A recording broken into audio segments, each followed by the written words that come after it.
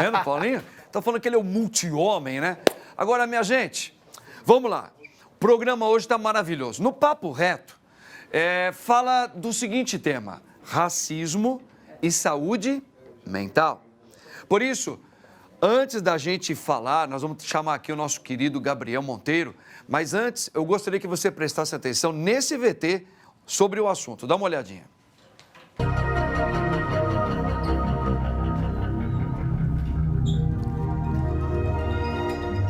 Se há algo que, para a tristeza de todos nós, ainda existe, é o racismo.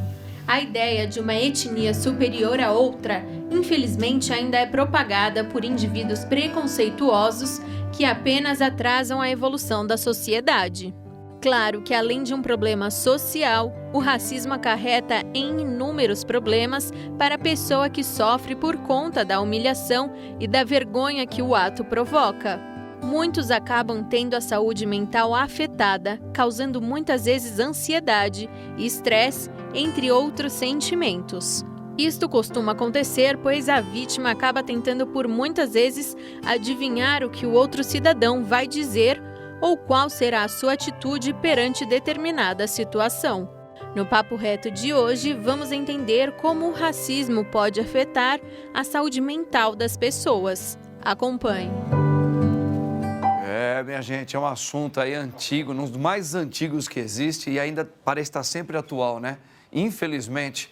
Mas vamos lá, padre, eu tenho a alegria de ter aqui mais uma vez para falar conosco, vai conversar com a gente. Ele, meu querido Gabriel Monteiro. Boa tarde, Gabriel. Deixa eu ver. Oh, boa. Tá ouvindo bem o padre aí, Gabriel? Tô, tudo tranquilo. Legal. Ô, Gabriel, então olha aqui, ó, nós estamos com esse assunto, né, em pauta aí, o assunto já, como eu falei, um dos mais antigos do mundo e parece que quando dá a impressão que a sociedade está progredindo, está tendo uma melhora em muitos níveis, de repente, quando você vai ver, ainda existe um racismo tremendo em várias partes do mundo e às vezes muito perto da gente, né? Então eu queria já começar fazendo uma pergunta para você, Gabriel. Por exemplo, o racismo, eu achei até legal uma pergunta que nós elaboramos aqui. Por exemplo, a sociedade racista, né, ou as pessoas, mas vamos falar de uma sociedade racista, ela é resultado do quê para ser racista? Como que você, como psicólogo, você entende que ou alguém, ou uma sociedade, ou alguns, né, uma sociedade racista, ela é um resultado do quê? Por que existe isso? Se a gente for parar para pensar, né, padre, essa história, infelizmente, esse preconceito, esse racismo, ele vem de uma questão muito social e histórica, né? Então, desde da época da colonização, né, que os negros foram trazidos para cá, para o Brasil, e eram considerados aí abaixo do ser humano, né? Eram considerados pessoas inferiores em todos os aspectos. Isso foi se perpetuando, né? Então, a ideia de que isso ainda exista hoje em dia, depois de tantos e tantos e tantos anos, entristece, né? Para nós, entristece. E as pessoas, né? As pessoas negras, elas ainda sofrem um preconceito muito grande de acordo com esse histórico, né, que não acaba nunca, essa perpetuação desse racismo que, graças a Deus, é considerado crime hoje em dia, mas que ele é muito silencioso, né, em alguns aspectos. Então, as pessoas, elas acabam tendo comportamentos racistas e acham que não são, né? Então, se perpetua em pequenas coisas, né, grandes e pequenas coisas. E também na parte, por que continua o Brasil sendo um país bastante racista? Também por falta de incentivo dos governos e tal, para tanto ajudar a população negra de forma geral, né, tanto na parte da saúde, na parte de estudo, enfim, mas também a conscientizar as pessoas, os brancos, né, as pessoas brancas, de entender realmente essa história,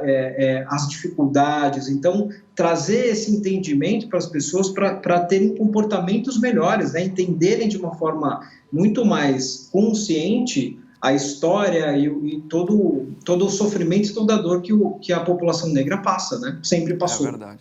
E sempre a gente sabe que é só você estudar um pouquinho básico da história, todos nós vamos analisar que os grandes, o poder, aqueles que dominaram as sociedades, aqueles que começaram a reinar, a se colocar diante das decisões no mundo, sempre foram chamados brancos, né?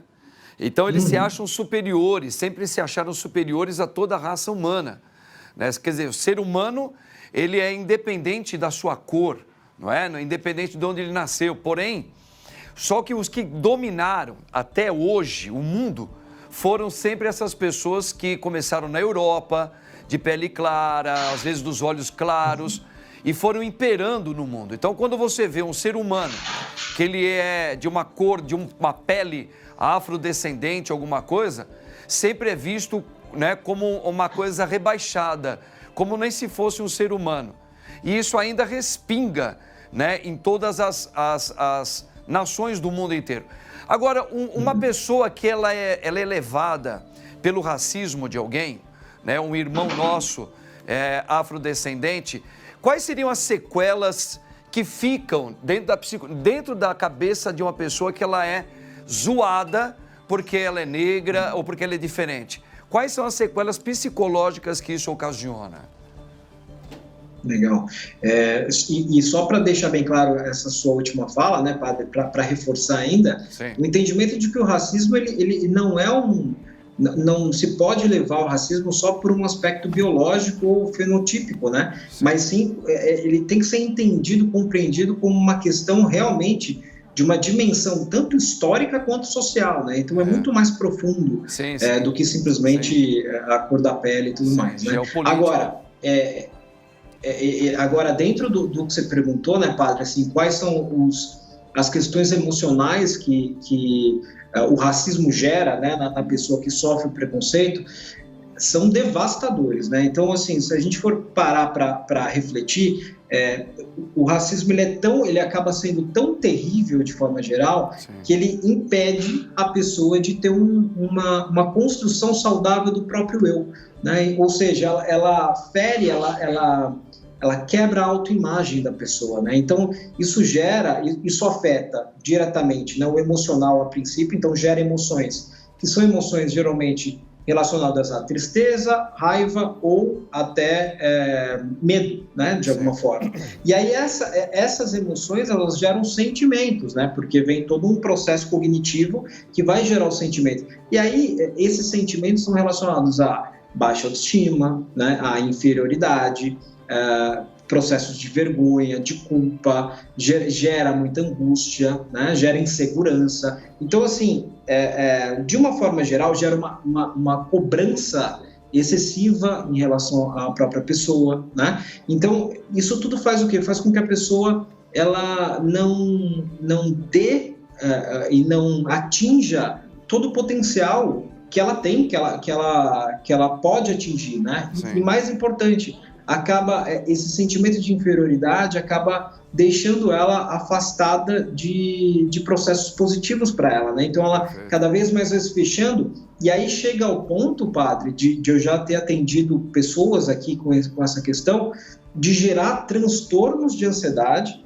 transtornos de depressão, transtorno depressivo e até transtornos de estresse crônico, né? Que é o estresse pós-traumático, porque esses atos de racismo, de preconceito, geram trauma na pessoa. Claro, a pessoa. Claro. E aí o que acontece? Ela deixa de ter comportamentos, muitas dessas pessoas que sofrem esse quesito, elas deixam de ter comportamentos que elas deveriam ter naturalmente, que é frequentar lugares, sabe? Ela tem medo de frequentar lugares, ela acha que ela vai sofrer o racismo em qualquer lugar, então isso cada vez mais vai piorando emocionalmente a pessoa.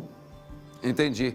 Olha, Já eu vou deixar uma outra pergunta para você, porque também existem, não é bem o racismo, mas a gente sabe que existem pessoas muito humildes, economicamente também, que muitas vezes ela mesma se sente inferior a qualquer outra pessoa, porque às vezes ela está limpando uma rua, ou porque às vezes ela está trabalhando, dentro de uma empresa, ela trabalha numa copa ou para limpar, e às vezes ela não se sente bem perto das outras pessoas.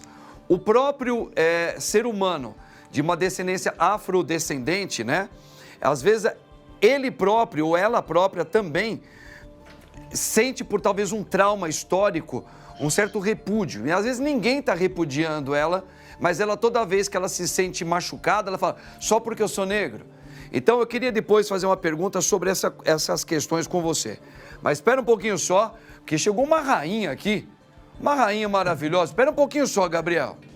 Gente, olha, chegou uma rainha aqui agora, eu quero que você preste bem atenção, porque rainha não é só por causa da beleza dela, ela é rainha por aquilo que ela sabe fazer.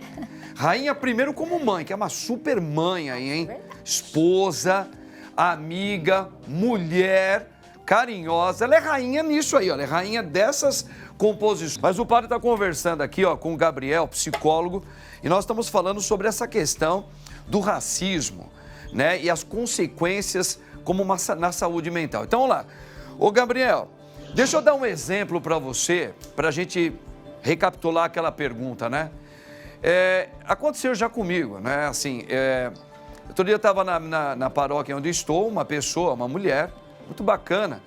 E como eu sempre faço isso, eu precisei fazer uma troca de pessoas de pastoral. Aí eu falei, ó, já terminou o seu tempo e tal.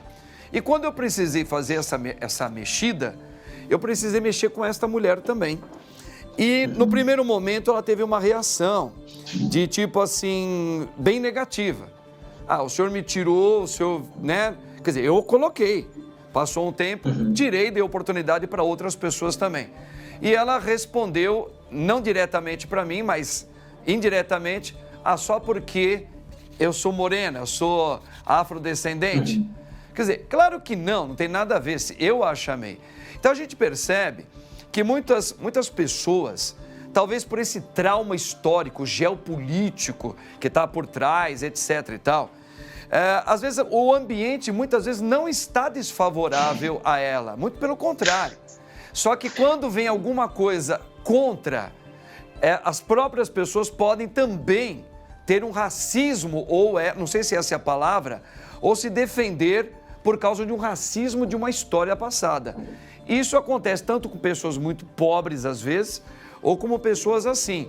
Isso é verdade mesmo? Você tem uma explicação psicológica para isso?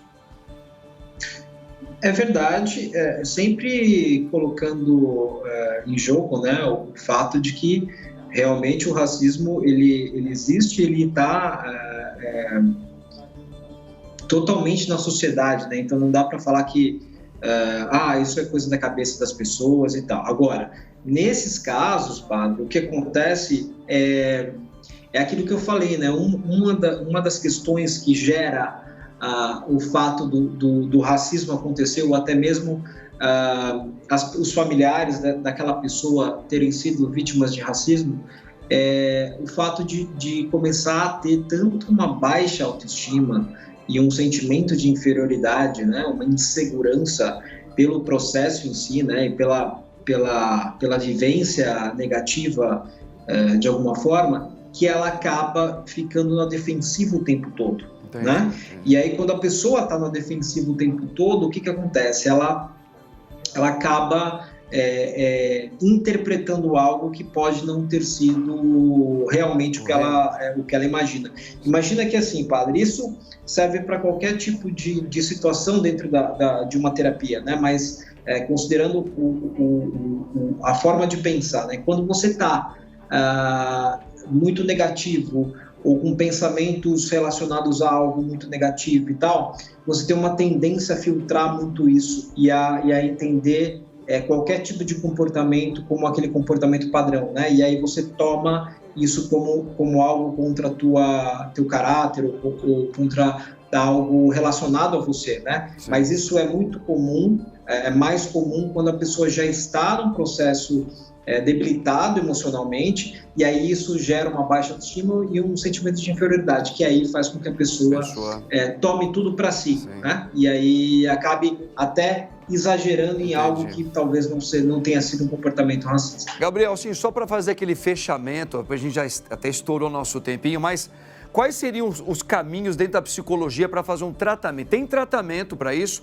contra o racismo, e quais seriam? Legal. Para a gente finalizar, Padre, eu acho que para falar do tratamento, eu acho importante a gente falar um pouquinho rapidamente da questão da luta antirracista, da questão do lugar de fala, né? Porque, assim, as pessoas podem me ver e falar assim, mas ele não tem lugar de fala para falar sobre isso, né? Sim. Mas a questão maior é assim, os negros, eles têm lugar de fala porque eles vivenciam isso, né? E socialmente, historicamente, eles têm todo o conteúdo. Mas a parte das pessoas que não são negras, que são brancas, asiáticos, enfim, o lugar de fala, na verdade, vira um lugar de escuta, um lugar de escuta empática. Entendi. Então, nesse processo, você tem que... Quais são os comportamentos que você pode ajudar nessa luta antirracista? Na questão de estudar mais sobre isso, né? Ter uma escuta empática. Se você ouvir alguém sendo racista, ir lá e falar que está errado, esse tipo de coisa, né? E mais importante, aí indo para a parte da terapia, é importantíssimo entender que o psicólogo, de forma geral, existe até uma resolução no CRP, né, da psicologia, que mostra para a gente como a gente tem que lidar com as questões raciais, né, de preconceitos e discriminações. Então, é dever, é papel do psicólogo ser antirracista. Né? Então, isso é uma questão que todo psicólogo deve entender e saber como lidar quando a pessoa traz esse tipo de questão dentro de uma terapia. Agora, dentro do processo da pessoa que vem procurar por essa questão, primeiro fazer um acolhimento, né, padre? E lidar com a prevenção e a redução de danos. Então, a pessoa já está lá com um processo de discriminação sendo sofrido, né, ou um bullying e tal. Então, primeiro é trabalhar os traumas, a ansiedade, o processo depressivo e tudo mais. E depois, entendendo tudo isso e trabalhando, desenvolver as questões que são importantes para qualquer ser humano, que é autoestima, autoconfiança, né? Empoderar a pessoa para ela entender que ela pode estar em qualquer lugar, né? Ela tem esse direito e ela tem esse poder. E aí, para isso, transformando isso num bem-estar melhor para a pessoa. Maravilha, maravilha. Gabriel, grande abraço para você. Eu, particularmente, gosto demais dos seus raciocínios psicológicos. E tá aí, para quem quiser, Gabriel Monteiro, grande psicólogo e profissional. Gabriel, até a próxima, se Deus quiser. E tamo juntos sempre aí, meu brother. Grande Gabriel. Valeu, tchau, gente. Gente, Gabrielzinho, rapaz, é novo, mas potência na psicologia.